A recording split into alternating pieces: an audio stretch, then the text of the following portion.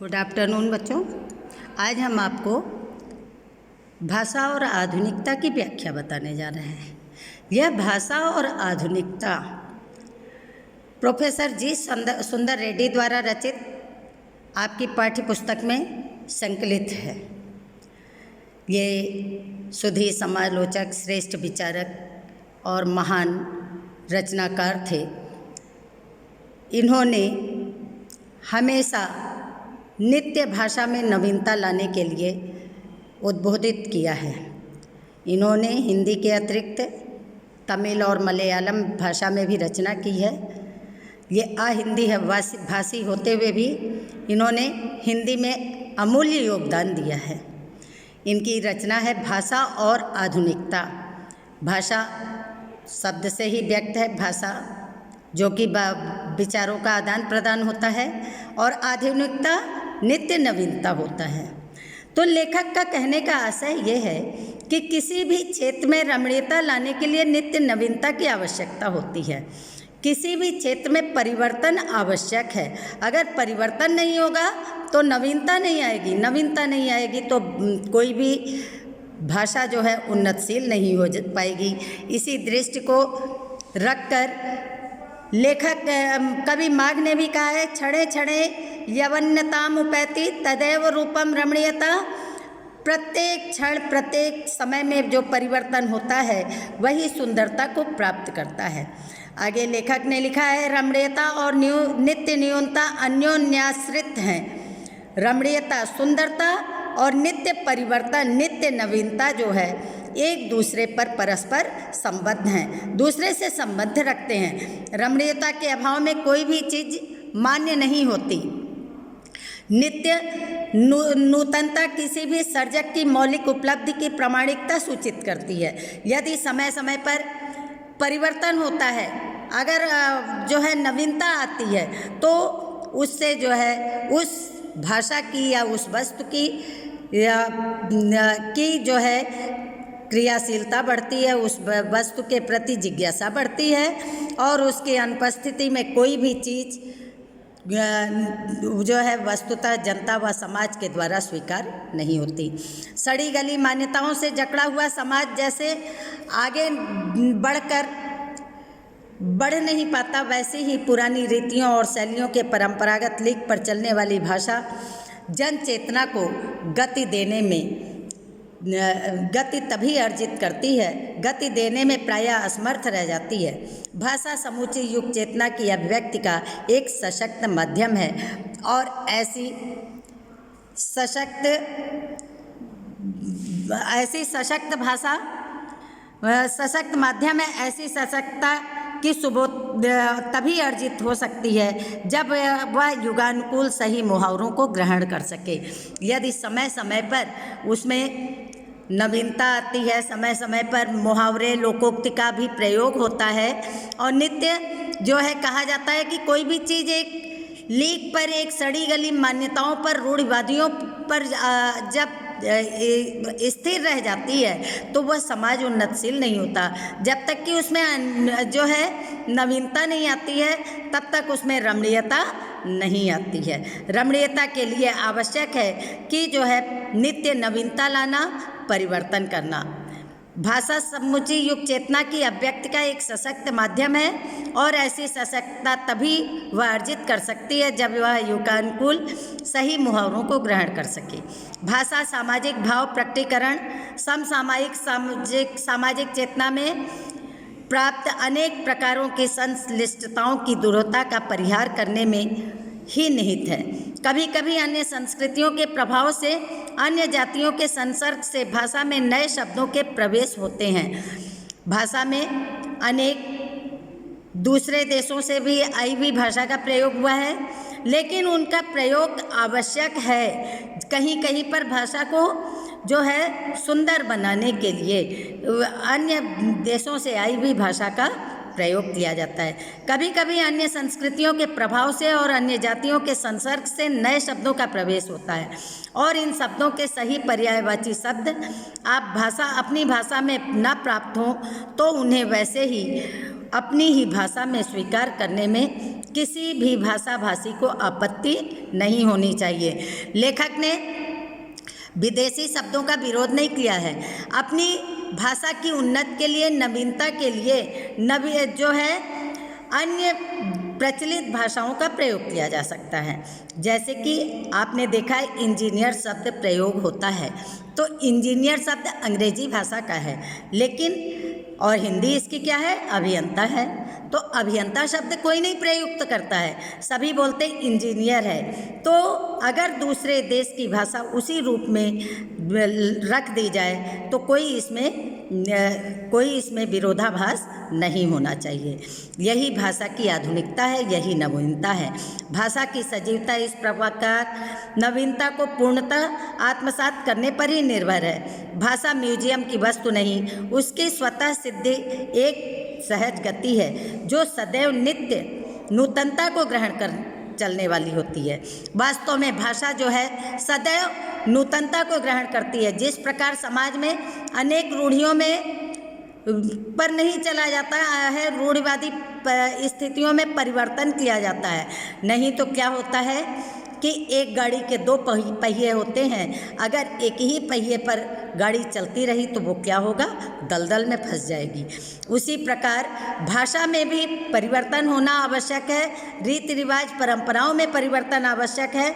नहीं तो एक ही चीज़ बहुत समय तक प्रचलित होने पर वह जो है मात्र एक म्यूजियम की वस्तु बन जाएगी, एक संग्रहालय की वस्तु बन जाएगी, और उसमें परिवर्तन नहीं होगा तो उन्नत नहीं होगा। इसलिए सदैव जो है नूतनता आवश्यक है। भाषा एवं संस्कृति का एक अटूट अंग है। भाषा स्वयं संस्कृति का अटूट अंग है। भाषा किसका अटूट अंग है बच्चों? संस्कृति का। अगर आप एक अच्छी भाषा का प्रयोग करते हैं तो आपकी संस्कृति भी उन्नतशील होगी। संस्कृति परंपरा से निःसृत होने पर भी परिवर्तनशील और गतिशील है। उसकी गति विज्ञान की प्रगति के साथ जोड़ी जाती है। वैज्ञानिक आविष्कारों के प्रभाव के कारण उद्भूत नई संस्कृति हलचलों की शाब्दिक रूप देने के लिए भाषा के परंपरागत प्रयोग पर्याप्त नहीं है। इसके लिए नए प्रयोगों की, नए भाव योजनाओं को व्यक्त करने के लिए नए शब्दों की खोज की महती आवश्यकता है। वास्तव में नित्य खोज आवश्यक है। जिस प्रकार विज्ञान के क्षेत्र में अनेक खोज किए जाते हैं, तभी आज विज्ञान उन्नतशील है। उसी प्रकार भाषा में भी अनेक खोज किए जाएंगे तो भाषा भी उन्नतशील होगी। अब क्या है, आगे लेखक ने कहा, अब प्रश्न यह है कि भाषा में ये परिवर्तन कैसे संभव हो। अब यहाँ पर लेखक ने समस्या का निदान बताया, कैसे संभव हो। यत्न साध्य अथवा सहज सिद्ध, परिश्रम करके होगा अथवा शीघ्रता से जो मिल जाए। यत्न साध्य से हमारा तात्पर्य है कि भाषा को युगानुकूल बनाने के पीछे किसी व्यक्ति विशेष अथवा व्यक्ति समूह का प्रयत्न होता है और होना चाहिए। सहज सिद्धि से आशय है कि भाषा की यह गति स्वाभाविक होने के कारण यह किसी विशेष विशेष की अपेक्षा नहीं हो रखती। मतलब यहाँ पे लेखक ने व्याख्यात्मक रूप में प्रस्तुत किया है कि जो सहज तात्पर्य है कि भाषा को युगानुकूल बनाने के लिए किसी व्यक्ति समूह का प्रयत्न होना चाहिए, कोई इसका एक माध्यम हो। और दूसरा है सहज सिद्धि, इसमें है गति स्वाभाविक हो और स्वतः परिवर्तन हो। अगर उसमें कोई पर्याय न मिले तो उसी रूप में रख देना भी श्रेयस्कर होगा। यदि उपलब्ध भाषा वैज्ञानिक आधारों का पर्याप्त अनुशीलन करें तो पहले बात ही सत्य सिद्ध होगी। 18वीं शती में अंग्रेजी भाषा ने और 20वीं शती में जापानी भाषा ने इस नवीनीकरण की पद्धति को अपनी कोशिशों से संपन्न बनाया। जैसे समय समय पर अनेक देशों में भी परिवर्तन होते हैं और परिवर्तन बनाते हैं। हर भाषा की अपनी खास प्रवृत्ति होती है। शब्द निर्माण तथा अर्थ ग्रहण भी दिशा की में उसका अपना अलग रुख होता है। उस विशेष प्रवृत्ति के रुख को ध्यान में रखकर ही बिना उस भाषा की मूल आत्मा को विकृत बनाए हुए हम अन्य भाषागत शब्दों को स्वीकार कर सकते हैं। चंद रूपगत परिवर्तनों के साथ यह काम एशिया और अफ्रीका जैसे वैज्ञानिक साहित्य सृजन की दिशा में पिछड़े हुए देशों में और भी सत्वर होना चाहिए और उसकी अत्यंत आवश्यकता है। लेखक ने जो है भाषा के उत्थान के लिए प्रेरित किया है कि समय समय पर परिवर्तन करना चाहिए और इस परिवर्तन की अत्य आवश्यकता है। जैसे कि वैज्ञानिक साहित्य सृजन की दिशा में पिछड़े हुए देश जो हैं उसमें जो है परिवर्तन अत्यधिक आवश्यक है। जैसे एशिया और अफ्रीका आदि में भी भाषा सृजनात्मक शक्ति अत्यधिक आवश्यक है। भाषा की साधारण इकाई शब्द है। भाषा की साधारण इकाई क्या है? शब्द है। अगर शब्द ना होता तो भाषा ना होती, क्योंकि शब्द के माध्यम से ही हम अपने भावों और विचारों का आदान प्रदान करते हैं। तो शब्द तो होना चाहिए। शब्द के अभाव में भाषा का अस्तित्व ही दुरूह हो जाता है। अगर शब्द ना होता तो भाषा का अस्तित्व होना क्या संभव था? असंभव था, कठिन था। यदि भाषा में विकसनशील शुरू होती है तो शब्दों के स्तर पर ही। दैनंदिन सामाजिक व्यवहारों में हम कई नवीन शब्दों का इस्तेमाल करते हैं जो अंग्रेजी, अरबी, फारसी आदि विदेशी भाषाओं में से उधार लिए गए हैं। हमारे देश में भाषा के अनेक रूप हैं, जो कुछ अंग्रेजी से आए हैं तो कुछ उर्दू से आए, कुछ फारसी से आए हैं, कुछ बंगला से आए हैं। मतलब इस तरह से अनेक नवीन शब्द सामाजिक व्यवहार में लिए गए हैं तो ये प्रयुक्त होते हैं। वैसे ही नए शब्दों का गठन भी अनजाने में अनायास ही होता है। वे शब्द अर्थात उन विदेशी भाषाओं के सीधे अविकृत ढंग से उधार लिए गए शब्द भले ही हों काम चलाऊ माध्यम से प्रयुक्त हों, साहित्यिक दायरे में कदापि ग्रहणीय नहीं है। वो भाषा दूसरी भाषा से आए लेकिन साहित्यिक में ग्रहण नहीं किया जाता, क्योंकि साहित्यिक भाषा संस्कृत से उत्पन्न है। यह क्लिष्ट भाषा है। हिंदी साहित्य में वह ग्रहणीय नहीं है।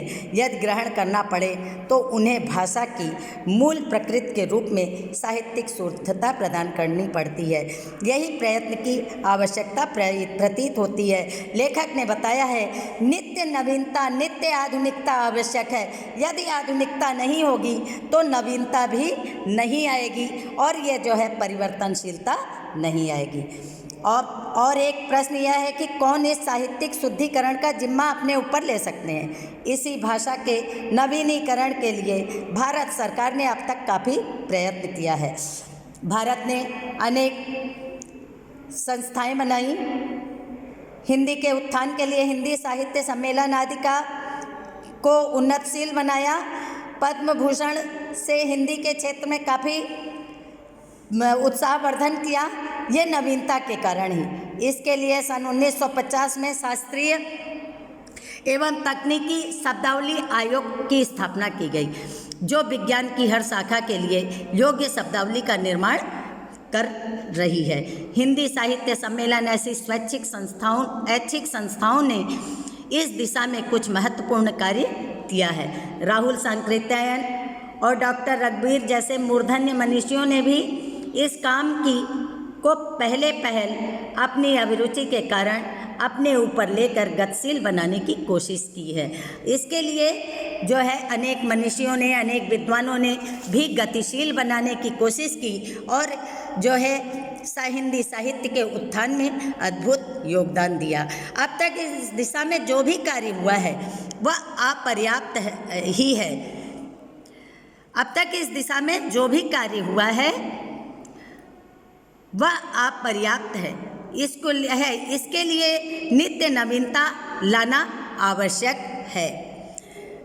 इसमें लेखक ने कहा है, डॉक्टर रघुवीर जैसे मूर्धन्य मनीषियों ने इस काम को पहल अपनी अभिरुचि के कारण अपने ऊपर लेकर बनाने की कोशिश, गतिशील बनाने की कोशिश की। अब तक इस दिशा में जो भी कार्य हुआ है वह अपर्याप्त ही है, क्योंकि यह कार्य अपनी शैशवकालीन दशा से गुजरकर आगे नहीं बढ़ सका है। शैशवकालीन क्या होता है? बाल्यावस्था होता है। अगर हिंदी साहित्य में कार्य अगर उन्नतशील नहीं है तो यह अपनी बाल्यावस्था से आगे नहीं बढ़ा हुआ है। इसकी प्रगति के अवरोध में दो वर्ग बाधा डालते हैं। अब कौन से दो वर्ग हैं बच्चों? ध्यान से सुनिए। ये वह वर्ग जो अपनी शुद्ध साहित्यिक भाषा की दृष्टि से आम प्रचलित उन पराये शब्दों को यथावत ग्रहण करने में संकोच करता है। दूसरा वर्ग वह है जो अपने विषय में पारंगत होने पर भी साहित्यिक व भाषा वैज्ञानिक पृष्ठभूमि के अभाव में उन प्रयुक्त विदेशी शब्दों को मनमाने ढंग से विकृत कर अपनी मातृभाषा पर थोपना चाहता है। आजकल कई प्रादेशिक सरकारों ने अपनी प्रांतीय भाषाओं के उच्च स्तरीय पाठ्य पुस्तकों के निर्माण के लिए कई आयोगों की स्थापना की है। हम आशा करते हैं कि ये आयोग उपर्युक्त उन बाधित तत्वों से हटकर अपना काम सुचारू रूप से करेंगे। लेखक ने जो है बताया है कई आयोग बने हैं, लेकिन इन आयोग के माध्यम से भाषा उन्नतशील नहीं बनती है। आज भी भाषा जो है शैशवावस्था में है, इसको उन्नतशील बनाना आवश्यक है और इसलिए भाषा में आधुनिकता भी लाना आवश्यक है। बच्चों आज इतना ही पढ़ा रहे हैं, इसके आगे का हम अगले वीडियो में भेजेंगे। आप लोग इसमें कुछ प्रश्न दे रहे हैं, उसका आप करके दिखाइएगा। एक तो प्रस्तुत गद्यांश में पाठ और लेखक का नाम लिखिए। दूसरा प्रश्न है रेखांकित अंश की व्याख्या कीजिए। रेखांकित अंश कौन सा है? भाषा स्वयं संस्कृति का एक अटूट अंग है। संस्कृति परंपरा से निःसृत होने पर भी परिवर्तनशील गतिशील है। इतना। उसके आगे उसकी गति विज्ञान की प्रगति के साथ जोड़ी जाती है। इतना बच्चों रेखांकित कर लीजिए और रेखांकित अंश की व्याख्या कीजिए। भाषा स्वयं संस्कृति का अटूट अंग है। भाषा की परंपरा से निःसृत होने पर भी परिवर्तनशील और गतिशील है। उसकी गति विज्ञान की प्रगति के साथ जोड़ी जाती है, क्योंकि अगर संस्कृति ना होती तो भाषा ना होती, तो इसमें जोड़ी जाती है। अब प्रश्न नंबर 3 है, भाषा किसका अटूट अंग है? प्रश्न नंबर 3, भाषा किसका अटूट अंग है? प्रश्न नंबर 4, गद्यांश में लेखक ने किस शैली का प्रयोग किया है? गद्यांश में लेखक ने किस शैली का प्रयोग किया है? और क्वेश्चन नंबर 5 है, भाव योजनाओं को व्यक्त करने के लिए शब्द की खोज की महती आवश्यकता है। तो यहाँ पर किसकी खोज की महती आवश्यकता है? इन 5 प्रश्नों के उत्तर बच्चों आप लिखकर हमको दिखा दीजिएगा और ये व्याख्या जो मैंने दी है ये निश्चित रूप से करके दिखाइएगा, ताकि आप जो है आपके प्रश्न पत्र में जो है गद्यांश से प्रश्न इस प्रकार पूछे जाते हैं और ये निश्चित रूप से दिखा दीजिएगा। धन्यवाद बच्चों।